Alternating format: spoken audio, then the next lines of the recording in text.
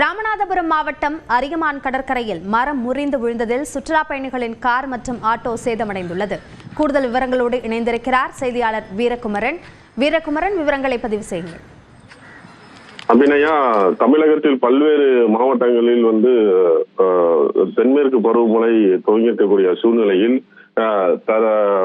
அதாவது ஊட்டி, கொடைக்கானல் உள்ளிட்ட பகுதிகளுக்கு ரெட் அலர்ட் கொடுக்கக்கூடிய சூழ்நிலையில் ராமநாதபுரம் மாவட்டத்தில் கடந்த 2 நாட்களுக்கு மேலாக பல இடங்களில் பலத்த காற்று வீசப்பட்டு வருகிறது. இந்நிலையில் வழக்கத்துக்கு மாறாக காற்றின் வேகம் அதிகரித்து இன்று கடற்கரையோரமான ராமேஸ்வரம், பாம்பன், தங்கச்சிமரம், அரியமான் கடற்கரை, தெய்வன் உள்ளிட்ட பகுதிகளில் பலத்த காற்று வீசப்பட்டது. குறிப்பாக கடலோர பகுதியில் வேகமான காற்று வீசப்பட்டு வரக்கூடிய சூழ்நிலையில் அரியமான் கடற்கரை பகுதியில் கடற்கரைக்கும் கடற்பரப்பு தாண்டி உள்ள பகுதிகளில் பெரிய பழைய சவுக்கு மரங்கள் உள்ளன.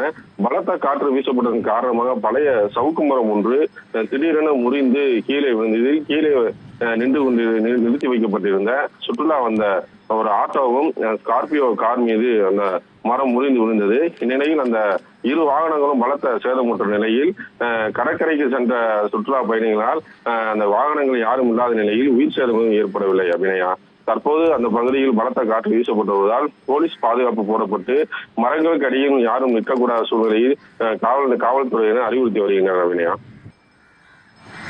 சூறைக்காற்று வீசியதால் அங்கு பலத்த சேதம் ஏற்பட்டிருக்கிறது. அதனை காட்சிகளிலும் பார்க்க முடிகிறது. இது சார்ந்த கூடுதல் விவரங்களுக்கு நன்றி வீரகுமரன்.